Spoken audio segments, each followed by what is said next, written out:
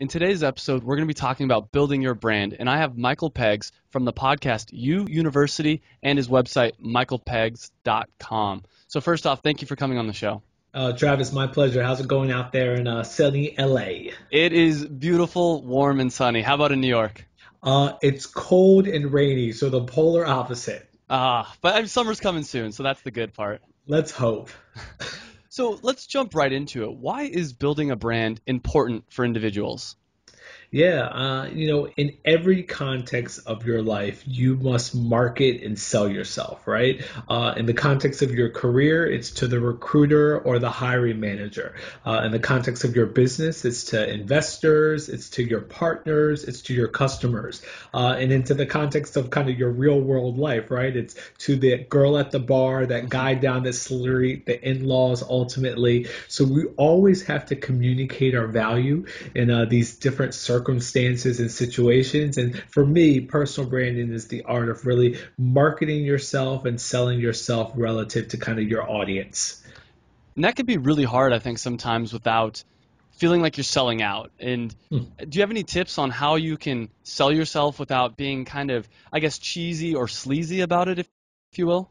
Yeah, I think it comes down to living authentically, and in that way, you're always staying true to yourself rather than selling out. It begins with who are you, right? Descartes said, "I think, therefore I am." So I think it's some soul searching to figure out, what motivates you, what moves you, be it a passion, be it an interest, and finding a way to profit from that passion. I think that journey can take a lot, both in terms of time and temperament, and this is why you hear of this thing called the quarter life crisis, because it's so overwhelming. How do I figure out what my passion is? And I find that sometimes it's easiest to look to other people to inform, your purpose.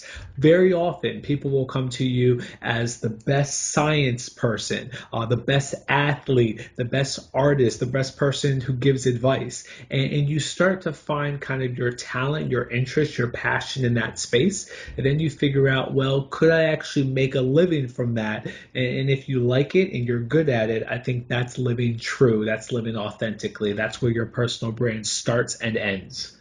So obviously, it sounds like building a personal brand is really important. What tips do you have for people on getting down that path, and like, what are some of the best ways to start to build your own personal brand?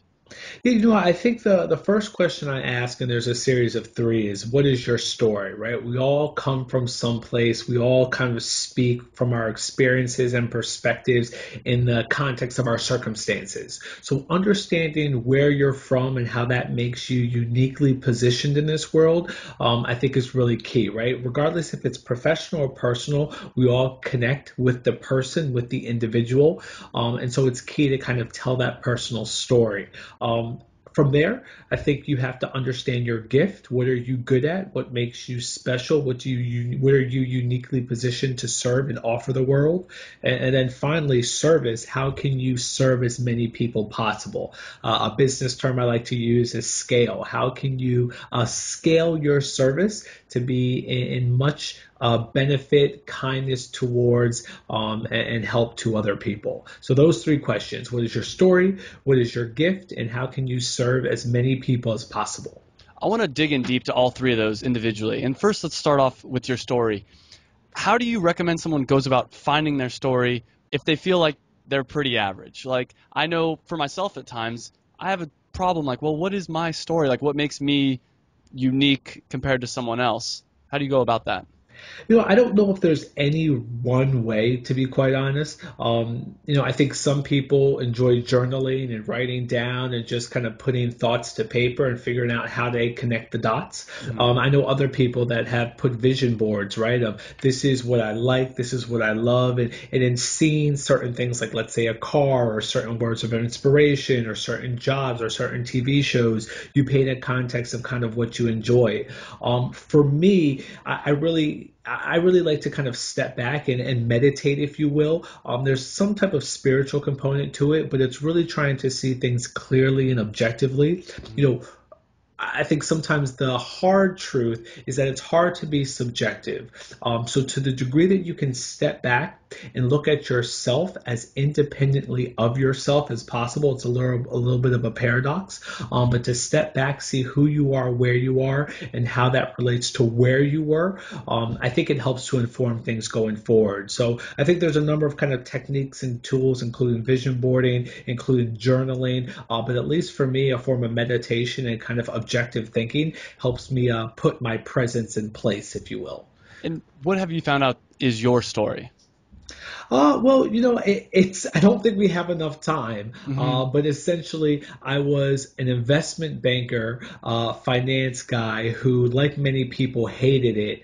Somehow conjured up the courage to quit, make my way out to the West Coast, found my way at Silicon Valley, and found my way to Google. And, at 25, reached the best company in the world, quote unquote, and decided that I was too comfortable, gave it all up to kind of found and start my latest business, which is called Marks Media. Won't get too much into that. But, I think there comes a point where we all start to question why we do a particular thing. For me, it was going into a career I knew I hated, and hopefully come out the other end. And again, for me, that was going towards tech and realizing that the perfect job, or rather the perfect career doesn't exist. The only perfect point is the one you create. And I decided to create that in the context of my business.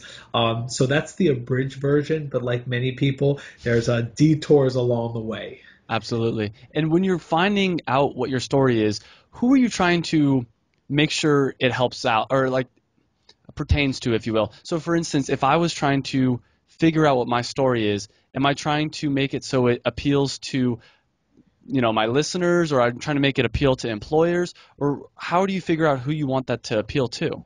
Yeah, so I think the audience is relative to kind of the story you want to tell, right? So who we are relative to our friends versus our parents, our colleagues and peers, it all differs. So I do think from a practical standpoint, the message changes given the market, but at its core, I would say you're telling the story to and for yourself. You are the protagonist in your own one man, one woman play.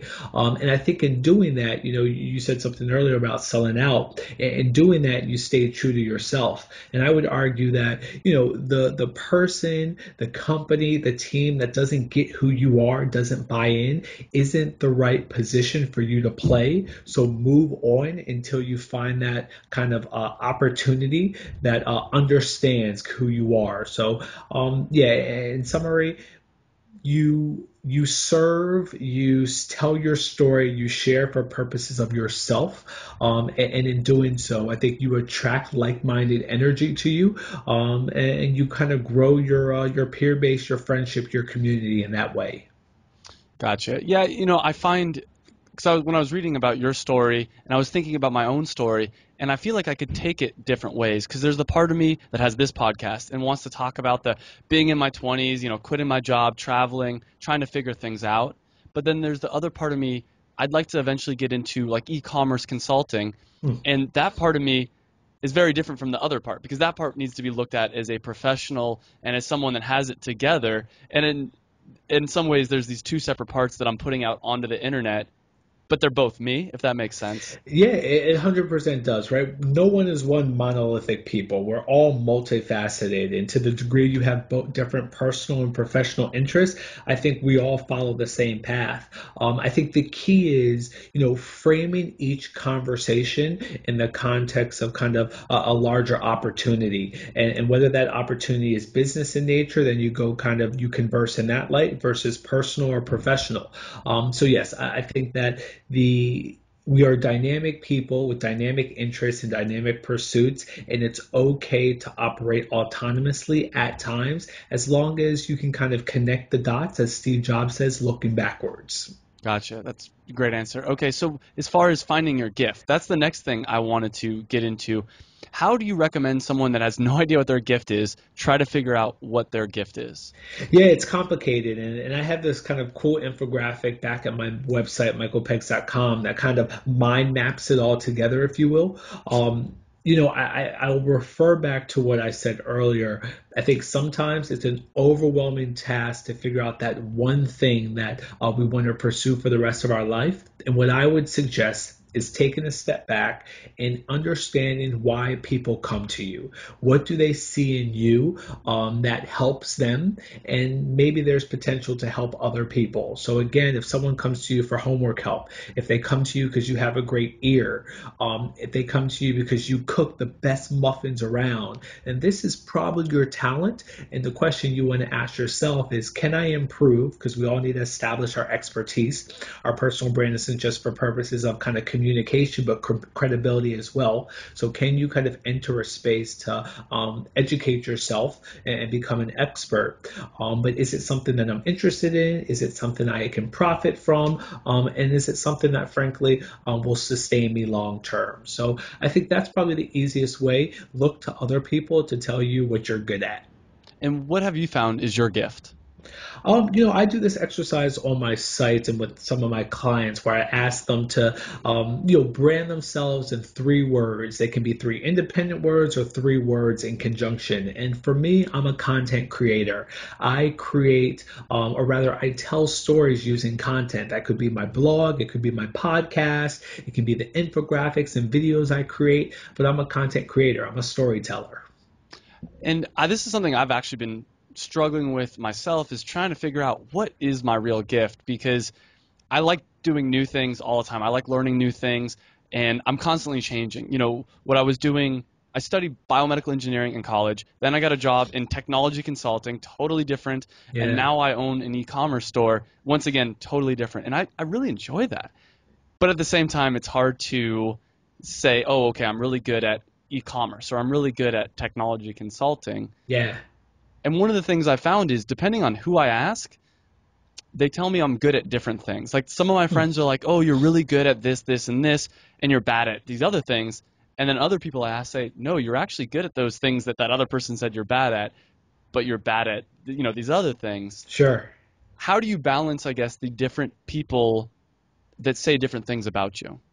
Yeah, I mean, if I knew, I would have had a much happier high school, believe me. But I think there's a lot of noise out there, and for every up, there's going to be a down. For everyone that says yay, they're going to say nay. So, I think it goes back to my earlier point. You have to know yourself, independent of whatever anyone can say about you. And as long as you're being true to yourself, you'll attract that type of energy. So I don't know if there's an easy way outside of, people will see you for different things. And frankly, perception is reality. So there's nothing to say they're not being true, even though 2 people can have polar opposites about you. I like to say that, there's what you say, there's what I say, and then the truth is somewhere in the middle. So, find your truth independent of the man on your right and the man on your left, or I should say the woman on your left to be politically correct. And as long as you're kind of centered in yourself, I think the noise, you can silence it all. And I guess as I was saying that, something I will add is that there's certain people that I consider when I'm around them, I'm my best self. And there's other Yeah. people that when I'm around them, I don't really like every aspect of myself. Like, maybe I'm a little bit more nervous than I should be, or I'm just not the authentic me. So maybe I guess it's important to listen to the people who you're really authentic around as well. 100%. I mean, people that can make you, as weird as that sound, you want to surround yourself with them. I do believe, however, that, and there's this great book, one of my favorite books called The Invisible Man by Ralph Ellison. And it's basically this protagonist from the South that moves up to the big city, New York, and loses himself in the world. And at the end, he kind of separates himself from the world because he realizes that all of these stimuli, people, sounds, clothes, it all influences him in a way that he can't find his identity. And so he shuts it all off until he knows who he is, independent of the world. So I do think there are people, a lot of people, family and friends that can bring out the best in you. But until you know who you truly are, independent of all that noise, you won't know thyself. So, I think it's a catch-22. All right, so at this point, we have approximately what our story is going to be and what our gifts are, hopefully. And then the next step is kind of figuring out how you can serve others. And what do you mean by this? Let's dig in a little bit more. Yeah, so what I mean is, and this isn't too complex, is that we are here to help. And, it's better to give than it is to receive. But the funny thing is, as you give, you get tenfold back. As cliche as it is, it's so true. So, your gift isn't just for you. One of my good friends once told me that your testimony is not for you, it's to inspire someone else. So, in that sense, your gift is not for you, it's to serve someone else. So find a way, be it in your community, in your school, within your team, to help as many people as possible. And if you can put some processes or kind of to scalability around that, I think your impact will be larger. But it's not necessarily about equal giving, it's about equal sacrifice. So, do what you do to the best you can do it and figure out how to affect as many people as possible. And, the law of karma, it will come back to you. And when I first read this, I was thinking volunteer work and stuff like that. And I'm like, most of my gifts or my goals aren't around volunteer work. Or maybe I Hmm. should say I don't want to spend all my time, not that it's bad to volunteer. I'd like to volunteer more, but I want to run a business. And that was Yeah. my first thought is I really want to run a business. So I don't know if this serving others works for me. But then I realized, well, wait a minute. If I'm selling a product that other people want to buy, that's serving other people. 100%. Very easily said. Consumers vote with their dollars. And, a lot of times there's not much that differentiates a product or service outside of intellectual property, of course, but other than customer service, how you're treated, how you connect, how they retain your business, the relationship they instill. And I would argue that those companies that serve their customers better and above anyone else, they're the ones that win. They're the ones that get our dollars. So I 100% think that service is in every facet of life, whether profit, for profit or nonprofit. You serve in every act, in every behavior, in every interaction. So, the key is to serve honestly, authentically, and, with your passion and purpose in mind. So once we have all three of these questions answered, we know what direction we're going to be going into. What are the next steps in this like modern technical world? Is the next step to start a podcast or a blog, or how do you recommend people go forward? I don't think there's one answer. I think the beauty of digital media is that you can connect with so many people using so many different mediums, be it a podcast like this, a video, a vlog, a blog, social media, which can distribute all this content. So, yes, I think these are great platforms to reach out and connect. And I guess that's what I would advise. Just connect, right? Whether that's the online world or the offline world, you have to start serving people. So to the degree that you can connect with one person, with five people via a presentation, a Google Hangout, a Skype chat like we're doing, you just want to connect with individuals that have a problem that your passion, your interest can solve. That's really what we're doing here. There's an answer, you have the question, hopefully. There's a problem, you have the solution. That's what your gift is all about. And this is really obviously applies to people that are in an entrepreneurship position or trying to do some kind of consulting or freelancing. Do you find it just as applicable to people who just want to get a job? Do you recommend they also try to do their own message? Oh, 100%. So, there's this concept of entrepreneurship, which is essentially bringing this entrepreneurial spirit, whether it's freelancing or growing a larger business into kind of a corporation, right? I think that in all senses of the corporate hierarchy, you're selling yourself to try to get that project that will get you exposure in front of the hiring manager or the promotions committee, excuse me, you're selling yourself. So yes, I surely think there are ways to connect with peers, to do work that's highlighted internally to position yourself. To receive a certain form of currency, whether that's more pay, it's a promotion, it's more responsibility. I think these tenements of personal branding touch every facet of life, be it professional, personal, business, etc. And you've obviously chosen to have a blog and a podcast to help promote your personal brand. Let's start with the blog. What have you done for the blog to help get it traffic, to help get it some volume so people know who you are and what your personal brand is? Yeah, at the early stages, it was about guest blogging, frankly. Go into larger sites, publications where I could tap into their established audience, offer them something, some incentive to come back to my website and kind of capture the interest via email marketing there. So, you blog for enough sites, and I've blogged for Fast Company, Huffington Post, Entrepreneur, all these different sites. When you do that enough times and kind of 1 to 2 posts per week every week, you get a little traction. And then it's about kind of stickiness. What will keep people on your site? So kind of I would say that's my number one strategy. Guest blogging, social media has surely helped. I'm not a big fan because I get a little bit overwhelmed. There's so much noise, and I feel like we're all screaming at each other at the same time. But I would say, kind of for the listener that's at the earliest stages of launching her business or interested in growing her audience on her blog, find partnerships with larger, more established, similar sites, and find out if you can add some overriding value for their audience. And in doing so, you build a relationship, you'll grow your fan base, your followers, and eventually, they'll check you out on your platform. So you talked about like Huffington Post. How do you even get your foot in the door at a place like that? So it takes years, right? You have to come with credibility, and this is the beauty of the personal branding is it's not just about communicating your value, excuse me. It's about establishing your credibility. So, on the road to writing for top tier sites, I would start with a few smaller niche blogs. Build your voice, build your confidence, build your track record so that when Huffington Post Googles you, they don't find crickets, right? But I would say you crawl before you walk before you run. And, without naming any, because I value these relationships, I surely wrote for some lesser known tier 3 sites on the road to tier 2. And then when I broke into the tier 1, it took a couple years, but the hustle was worth it. So it's not like something you can just go tomorrow and ask Huffington Post, hey, can I write for you?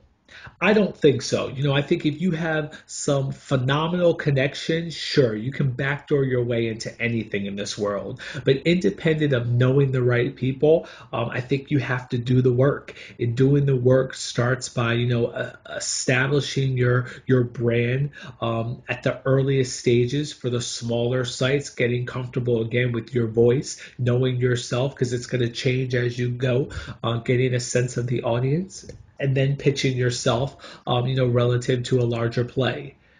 So walk me through just a little bit here. Let's say you get an article in the Huffington Post. What is an example of something where you've been able to get people back to your website, get them signed up for your email and all that? Like, how do you structure that? I think it's relative to kind of your audience and your site and what you want to offer, your objective. So I don't know if I have a great example outside of one thing that has worked for me. Early on, I was kind of pursuing more career strategy, if you will, and so I partnered with a couple of career sites and did a number of webinars. And at the end of the webinars, I would, let's say, offer a free resume review. So anyone that signed up after this webinar, come back to michaelpeggs.com/career, give me your name and email and you can get a free resume review. So it's kind of incentives and offers like that, are free and you have to kind of give to get in this world. You're getting an email, but you got to give a whole lot, be it your time or your expertise and instruction. And I did that via webinar, but I think, again, relative to your audience, your objective, you can do that via blog, you can do it via podcast. It's just about kind of giving some overriding value in the mind of your audience where they'll give you permission to continue the conversation. And I would argue it's best to continue that conversation over email. I love that. The idea of giving away something free at first is perfect. It's something I've been thinking a lot about. Actually, I just went to a chiropractor type area and they're like, all right, you get a free consultation. And that's Yeah. awesome. It's like, how do you say no to that? There's no way I'm going to say no. But the good part is, once I do the consultation, if I like the person, which I did, I'll go for the full thing. And 100%. I think a lot of people, I've done it myself where I've gone to doctors or chiropractors or whatever, and I pay $100 or whatever ridiculous amount, and at the end of it, I'm like, I really didn't like this. I don't like this person, but it's too late. So the idea, I think, of giving a little bit of something away free, not only does it help get that email, but I think it shows people that you know what you're doing, that you're capable. Yeah, it's difficult online, right? Because there's no barometer of who you are outside of what I show you, what I tell you. So how can I try it out, right? And this is why Costco and Sam's Clubs, they give free snacks when you go in there to try the product. It's why infomercials double the offer because everyone wants to feel like they're getting something for free. And it's why you see these commercials with injury lawyers that say, we only will win or we only charge you if we win your case, right? Everyone, traditional or this new media, wants either a sense of something for free or overriding value. So you just kind of repurpose that mentality, that approach for this digital age. And instead of a free sample, or instead of, 2 for 1, or instead of no money down, we only charge if you win, you give them a free ebook, or you give them a free resume review or a free 30-minute consultation. It's a lot of this isn't new. It's just repurposing it for a different context. And have you found what differences, I guess, have you found in marketing your podcast? Obviously, the guest podcasting works well, but has there been any other things that you find that make it different? You know what? To be quite honest, I haven't really marketed my podcast. Part of the benefit of building my blog for 2.5, 3 years now is I have a very healthy email list of nearing 15,000 people. So, that's a great audience, if you will, for each episode. And as long as you incentivize those people, and I partnered with some of the blogs I've written for over the years, I got a lot of subscribers, ratings, and reviews that first week or two and got to the iTunes top new and noteworthy podcasts. And from there, kind of the traffic and the subscriptions just kind of exploded. And since then, I really haven't actively marketed it. But, one could argue that the 2 or 3 years of building this email list and relationships, this was the just do on the other side. But I probably am not the best person for a new podcast just because I was blogging for so many years before that I established that audience on the back end so I could leverage it on the podcast end. And have you done any work with YouTube at all? You know what? I haven't, and as a former Googler, I'm a little conflicted. I do know, right, and I've tested this, that at least for purposes of podcasts, similar to what you do, Travis, I think that, and again, not I think, I know, Google prefers video over the written content. So you could record a podcast just as we're doing, but as we're also doing, record video, upload that video as well. And that video tends to rank higher on average than, let's say, a written show notes or just audio only, because Google can't listen to the audio. I do see the benefits of that, but frankly, with limited time and limited resources, the syndication channels I choose are very intentional. And my main one right now is iTunes, but I recently put out a blog post, 50 tips from my first 50 podcast episodes. And I did mention that if I had more time, I would surely choose YouTube as my next distribution channel. But as of right now, I do not do anything with it. Yeah, the reason I ask partially is I have a bunch of friends that all they do is make YouTube videos full time, and Yeah. I love the idea that not only there's definitely a virality aspect to it, that I don't think as much is in podcasts, but more than that, I think it's that you're able to show yourself, you're able to be there and talk about why whatever you're doing is awesome, and I think that the idea of being able to get out in front of a camera and prove what makes you you is always going to be there's going to be less people, less noise in that field than podcasts or blog. I mean, there's way more bloggers than there are podcasters, because doing a podcast, you're putting yourself out there more. And there's way less YouTubers than podcasters, because YouTube, you're really there, and it's hard to get that criticism. 100%. I think that, if the goal of personal branding and frankly all of the kind of mediums is to connect with the individual, it's clearer when you see, right? You can hear, you can fully see my person in a video versus my written word or audio. I do think it lends itself to the more boisterous personalities. So if you don't have kind of that commanding presence, I don't know if it's for you. And then I also noticed, right, the nature of the conversation. I'm talking about business and entrepreneurship and some type of sometimes more motivational self-help topics.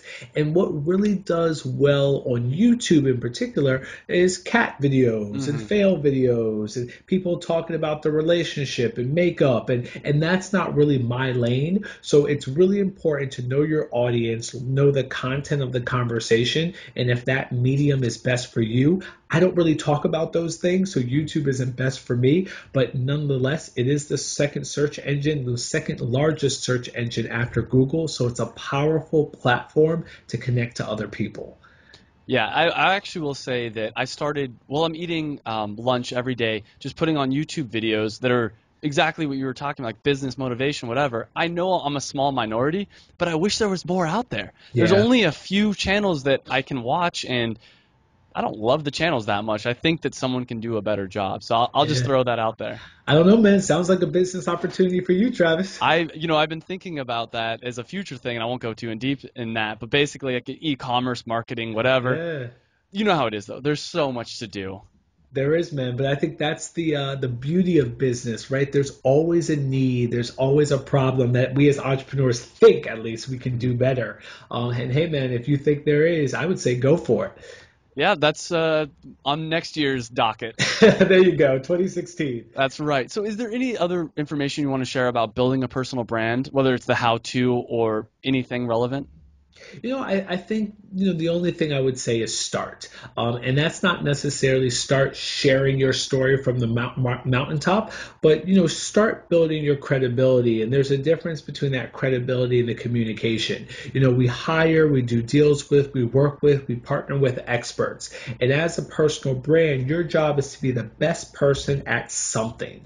One thing I would argue initially, and then you can kind of diversify, but initially be the best person at one thing. And in order to kind of become the best, you may have to go to school to study. You may have to take some Udemy courses or Coursera. You may have to do some 10 clients for free before you can start making money off of it. But, establish your expertise by practicing. Practicing makes improvement. And then once you have a case study or a story to tell of success, that's when you start to communicate your value. But I think a lot of times where people go wrong with building their personal brand is really having nothing to say. And in order to kind of really speak your truth, you need to have some type of proof, if you will, behind your performance. And so do the work behind the scenes first in order to show what you've completed, after you've actually completed it.